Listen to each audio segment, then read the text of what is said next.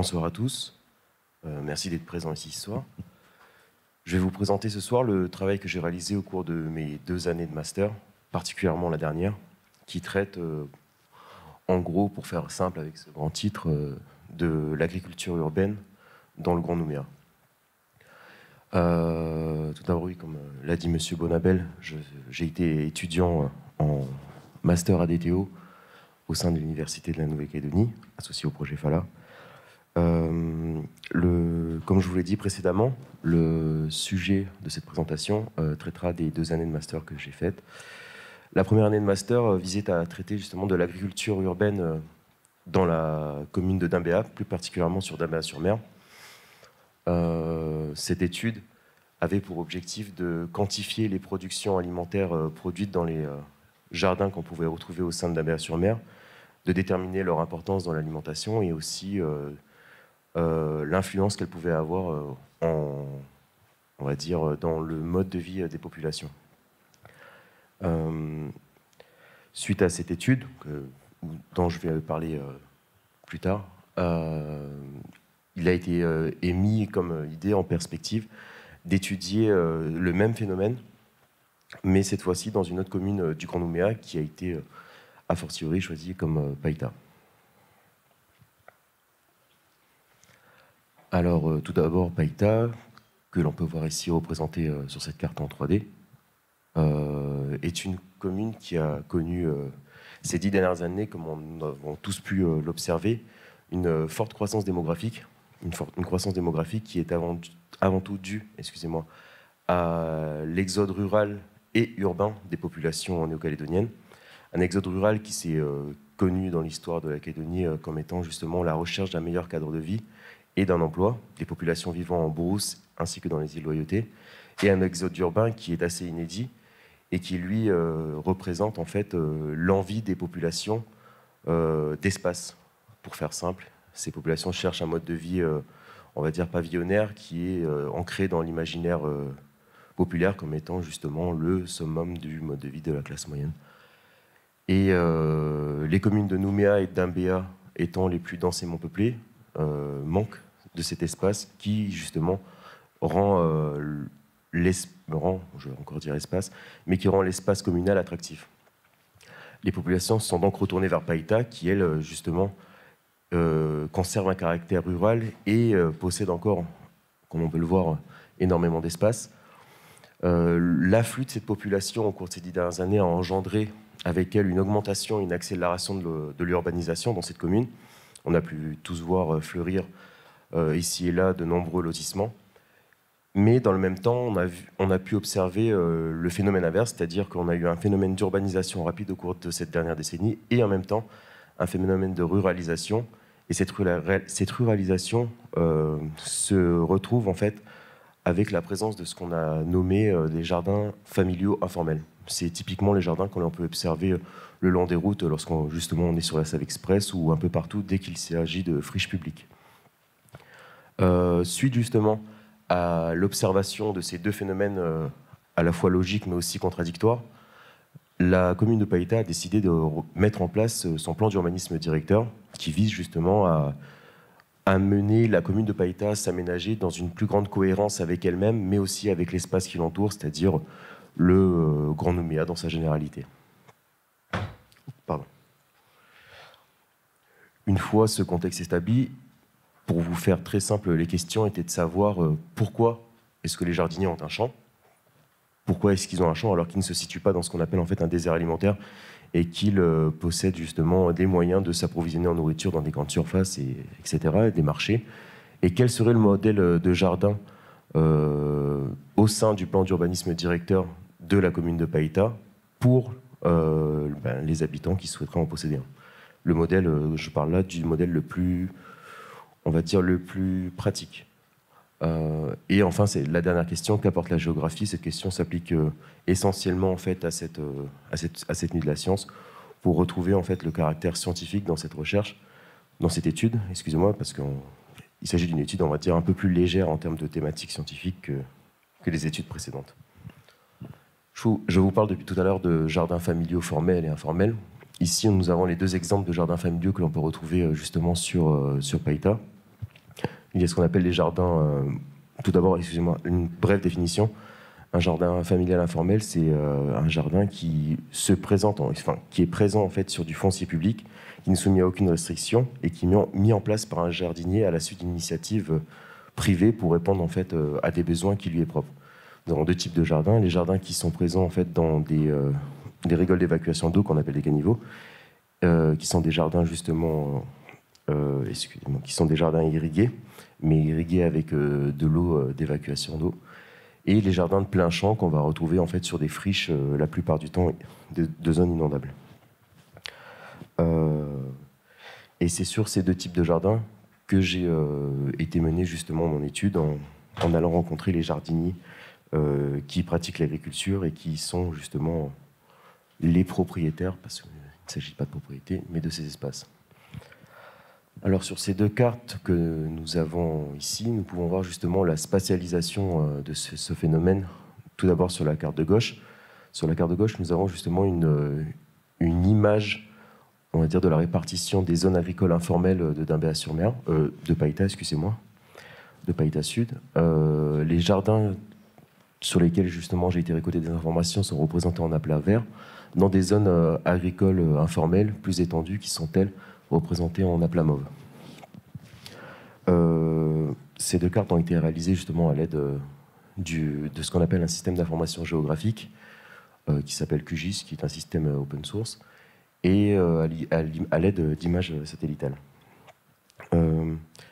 Sur cette première image, comme je vous l'ai dit, les jardins sont localisés et on sait où ils sont, quelle taille ils font. Ils représentent en moyenne une surface de 35 ar, mais en globalité 12 hectares, sur les jardins que j'ai étudiés personnellement. Et les zones agricoles, elles, en aplat mauve, représentent une surface de 42 hectares, ce qui est assez conséquent quand même dans une zone dite urbaine.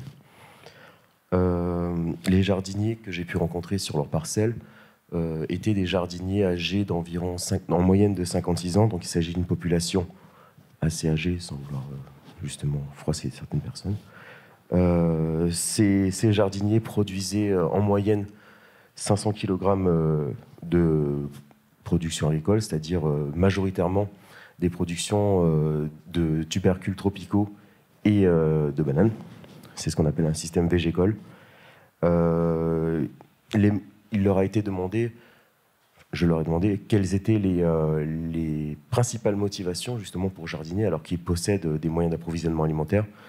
La plus importante était pour eux des motivations culturelles, car comme je l'ai dit précédemment, il s'agissait de personnes anciennement rurales qui possédaient un mode de vie rural, c'est-à-dire qui pratiquaient l'agriculture et qui ne souhaitaient pas le perdre en vivant justement au milieu urbain.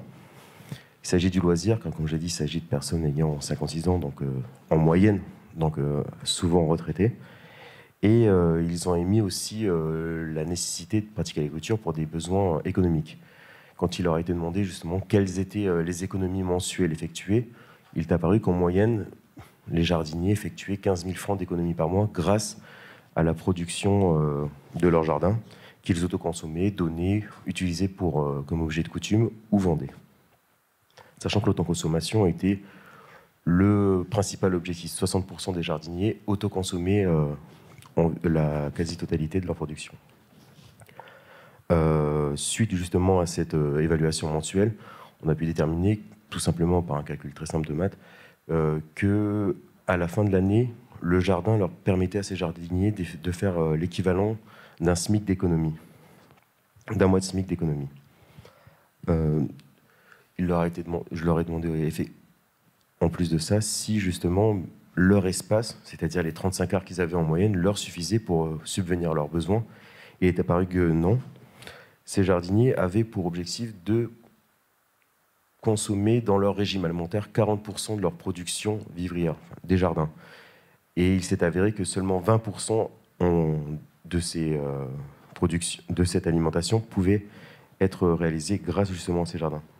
Ils étaient en fait à la moitié de leur objectif, ce qui pose quand même la question soit de l'espace qui manque, ce qui paraît assez peu probable, peut-être étant donné qu'ils ont 35 ar, soit de la technique qui, elle, n'est pas adaptée justement pour répondre à leurs besoins. Suite à ça, la commune de Païta m'a demandé justement de recenser les différents espaces qui pourraient répondre à ces besoins de jardins qui seraient de futurs jardins formels, excusez-moi. Ils sont au nombre de 10 et représentent une surface de 65 hectares qu'on peut retrouver justement sur cette carte ici à droite. Et ils ont été justement recensés sur la base de 4 critères. Il devait s'agir d'ores et déjà de foncier public. Ce foncier devait se trouver sur des zones à faible relief pour en faciliter justement l'exploitation. Être situé le long d'accès routier pour justement qu'il soit facile d'accès, car il s'agit majoritairement de personnes âgées. Et enfin, il devait justement se situer dans des zones à faible ou moyen, ou avec des faibles ou moyens risques d'inondabilité. Car au cours de cette année, on a connu justement de fortes pluies et des inondations en début d'année. Et un grand nombre justement de jardiniers ont abandonné leur activité agricole au sein de Païta car ils étaient découragés d'avoir perdu la plupart en fait de leur récolte. Suite à justement ces résultats obtenus, il paraissait idyllique en fait que la commune de Païta utilise les 65 hectares justement mis en avant uniquement pour les jardins familiaux. Et j'ai donc justement essayé de trouver le meilleur compromis en termes de rendement à l'art et d'économie effectuée à l'art. En fait, trouver le jardin qui produit le plus de quantité sur un art et qui permet de faire le plus d'économies sur un art. En justement faisant un parallèle avec la zone de Dimbéa-sur-Mer, dans lesquelles on peut retrouver justement les mêmes jardins informels. Ici, on a Plamov sur la carte que vous avez sur votre gauche, et des jardins formels qui sont eux des jardins mis en place par la commune en aplat bleu qu'on voit très peu, parce qu'ils représentent une infime partie justement du volet agricole de cette commune, surtout de Dimbéa-sur-Mer, et que vous avez illustré juste ici.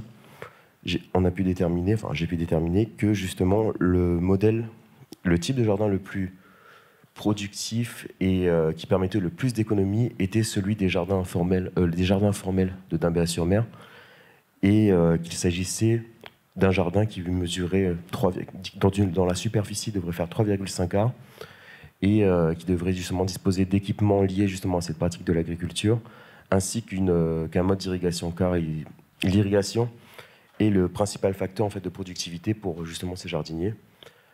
Tous les jardiniers des jardins informels ne possèdent aucun moyen d'irrigation et donc dépendent des précipitations pour pouvoir justement avoir des productions, alors que les jardiniers des jardins formels, eux, possèdent justement un mode d'irrigation, et ce mode d'irrigation permet d'augmenter en fait les rendements à l'art.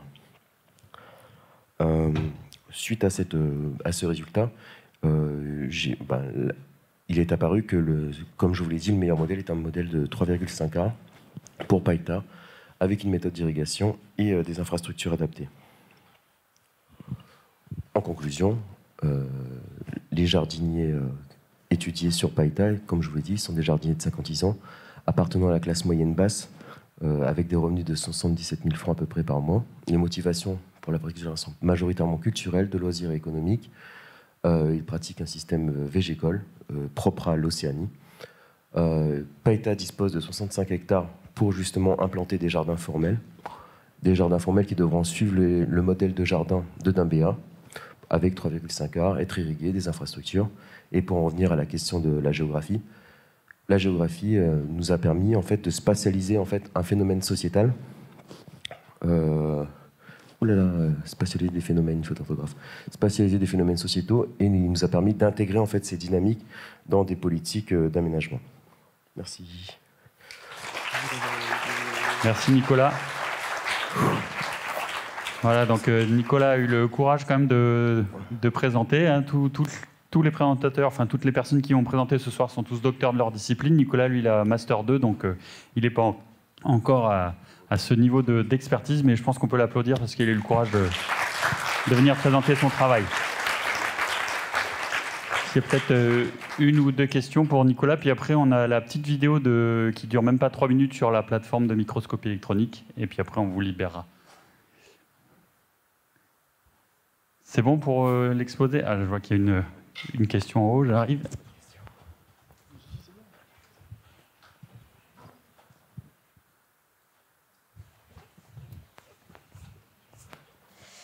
Bonsoir.